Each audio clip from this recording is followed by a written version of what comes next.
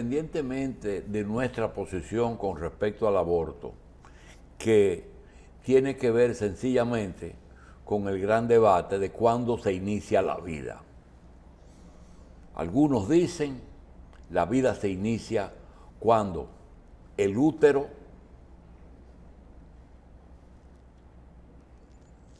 se vacía, es decir, cuando el contenido uterino sale fuera del cuerpo de la madre. Ese día es que nosotros conmemoramos el nacimiento de las personas. Pero, hasta la Sagrada Escritura dice, esa es la posición nuestra, hasta la Sagrada Escritura dice que cuando se conmemora la anunciación de María, Santa María, Madre de Dios, así es que dice, Sí. ruega por nosotros, no, Dios te salve María, llena eres de gracia, el Señor es contigo, bendita eres entre todas las mujeres. Es decir, que en ese caso no hay una conjunción del óvulo y el espermatozoide. El óvulo lo puso María, el espermatozoide lo puso Dios. Pero cuando hay la anunciación y se visitan, dice que en el vientre de ella hubo un movimiento. Lo que quiere decir que hay vida desde la conjunción de los dos. Sí. Las conveniencias y las tres causales son otra cosa. Y es un problema muy serio. Eso trajo muchos problemas, tanto que las clínicas en Estados Unidos, en algunos estados, las mantiene el Estado. Y tomó cuerpo cuando el mundo comenzó a multiplicarse. Esta mañana, domingo, en Hablan los Sabios, decía el ingeniero Ramón Alburquerque que cómo es posible que en los años de 1940,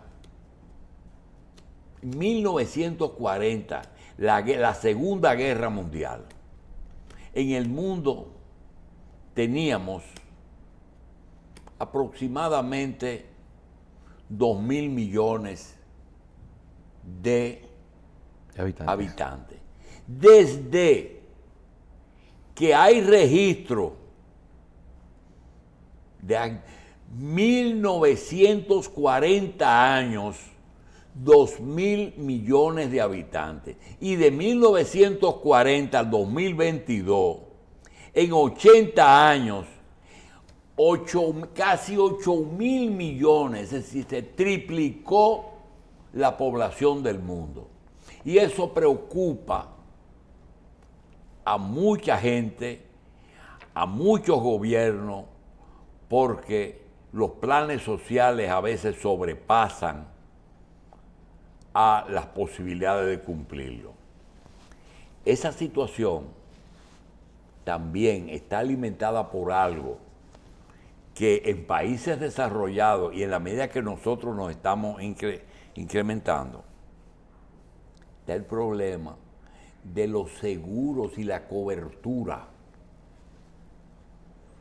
El seguro no le conviene que la gente viva tantos años, porque mientras más se vive, más enfermedades aparecen. Además, el promedio de vida de una persona, cuando se hicieron las leyes, era de 60 o 65 años, y la gente se retiraba y se moría.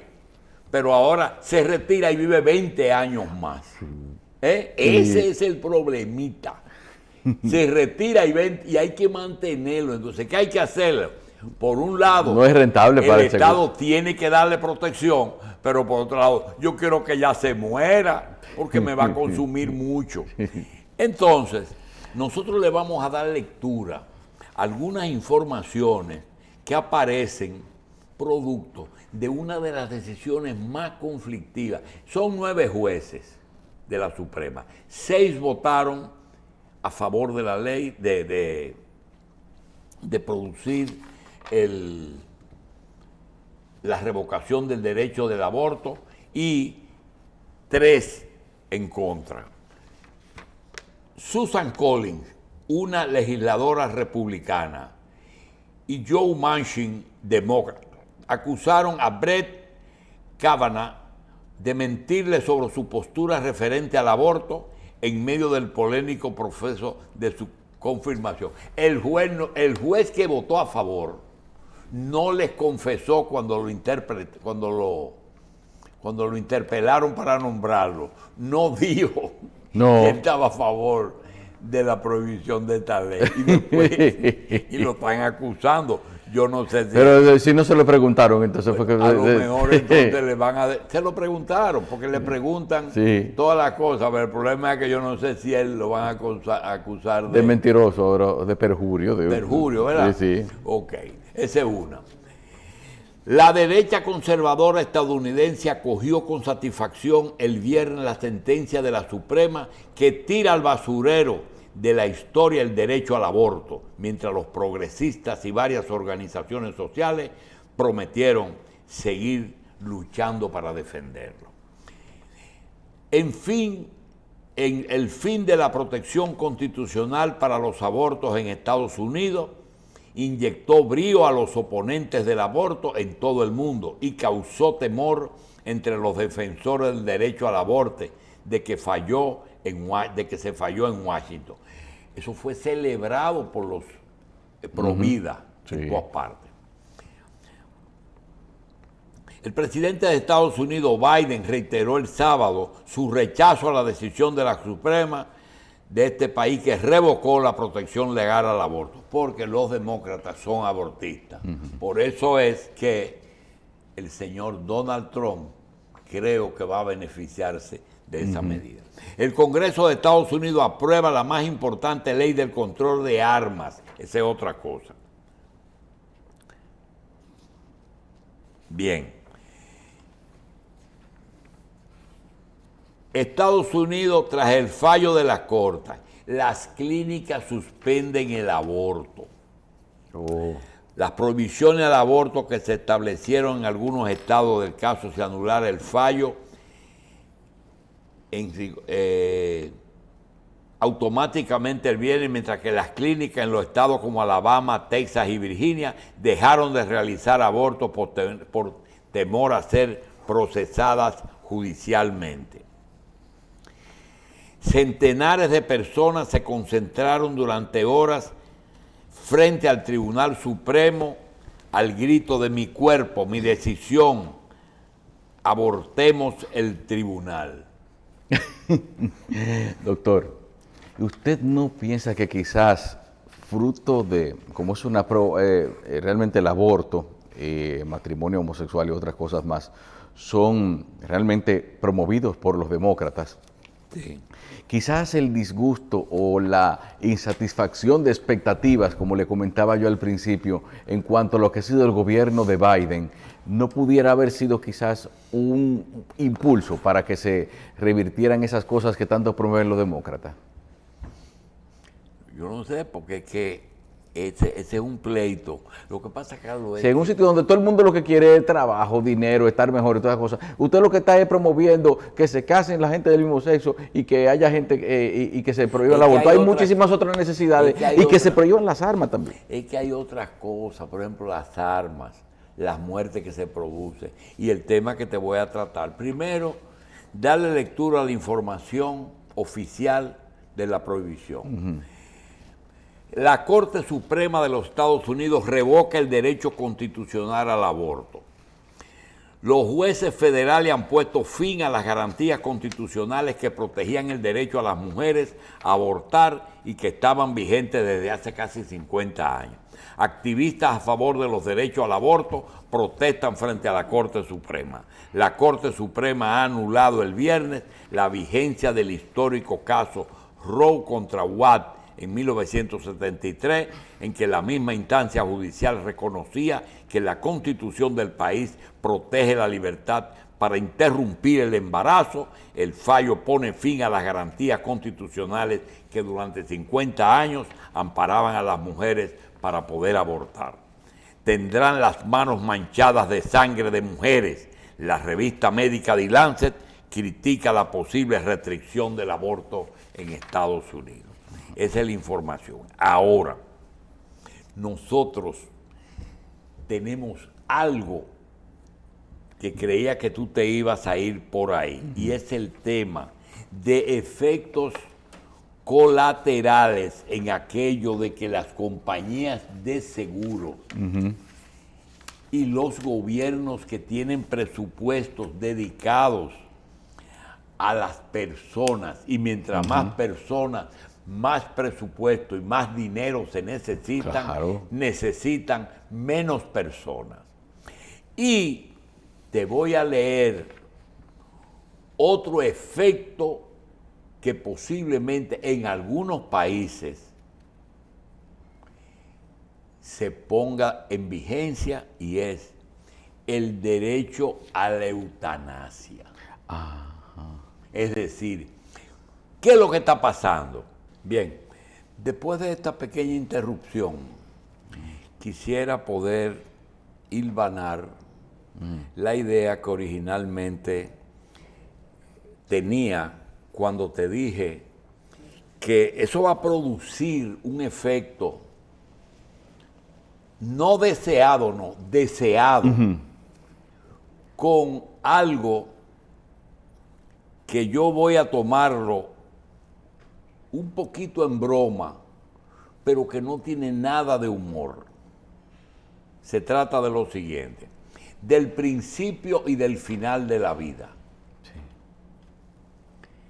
Decía alguien, tú sabes que los principales hoteles y moteles de la capital que se usan para las parejas tener relaciones, la manejaron y la manejan los chinos en la República Dominicana. Y hay una anécdota de un chino que toca la puerta de una habitación que está ocupada, y cuando toca dice: ¿quién está? Y de adentro contestan: chino. Dice: ¿qué está haciendo? El chino contesta: gente.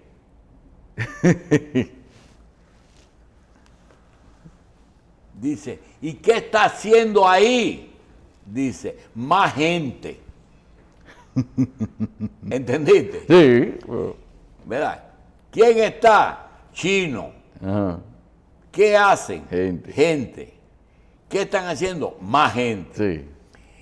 El problema es que aunque nos ufanamos de los avances de la ciencia, de que hace 60 o 70 años la edad promedio de una persona era entre alrededor de 50 o 55 años, hoy ya un hombre de 60 o 70 años es una persona joven. Sí.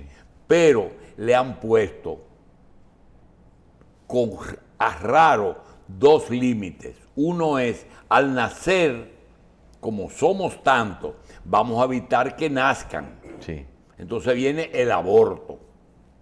¿Cómo? La mujer es la dueña de su barriga y ella puede decidir interrumpir un embarazo. Entonces, a principio de la vida lo limitan, pero también tiene otra cosa.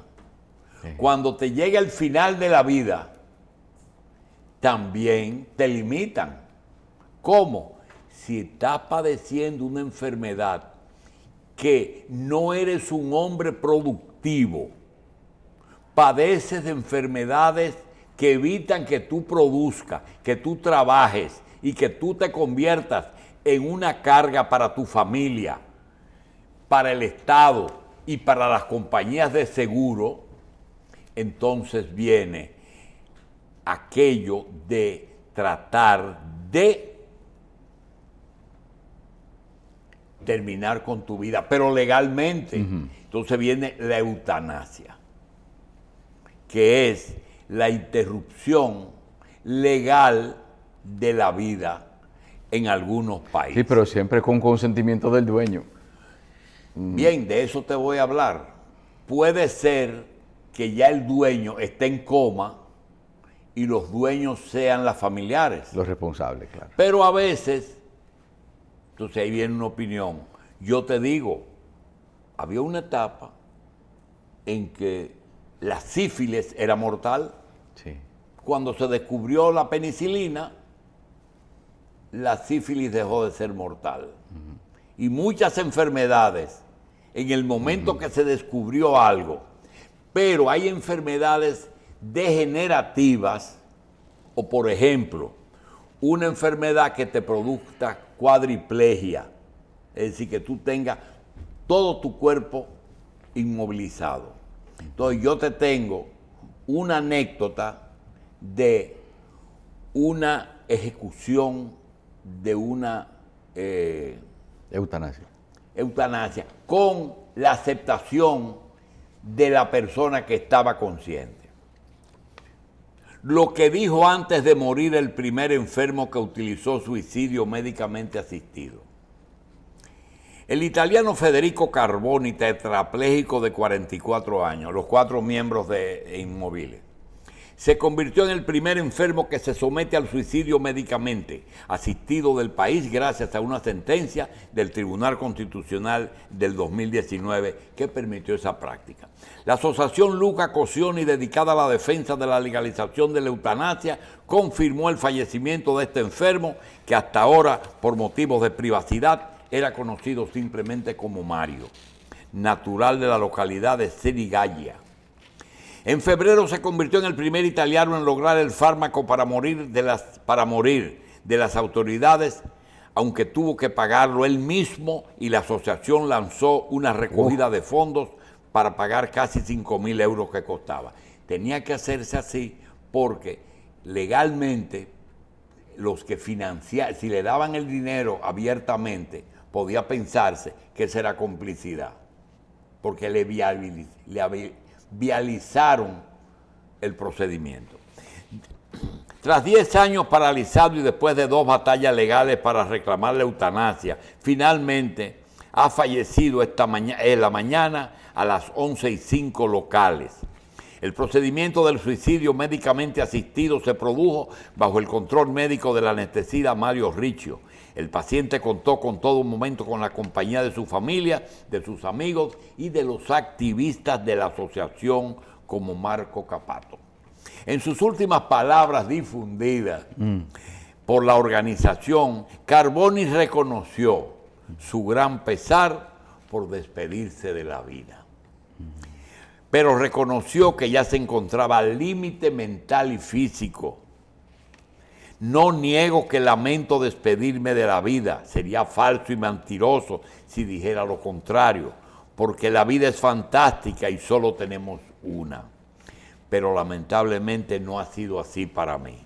He hecho lo posible para intentar vivir lo mejor posible y recuperar al máximo de mi discapacidad, pero ya yo estoy al límite mental y físico. El paciente explicó que no tenía una mínima autonomía, depende de todo el mundo y que se sentía como una barca a la deriva en medio de un océano. Soy consciente de mis condiciones físicas y de las perspectivas futuras. Por tanto, estoy totalmente sereno y tranquilo sobre lo que haré. Con la asociación Luca Coscioni nos hemos defendido atacando y hemos atacado defendiéndonos. Hemos sentado jurisprudencia y un pedacito de historia en nuestro país. Me siento orgulloso y honrado de estar a vuestro lado. Ahora por fin soy libre de volar a donde quiero.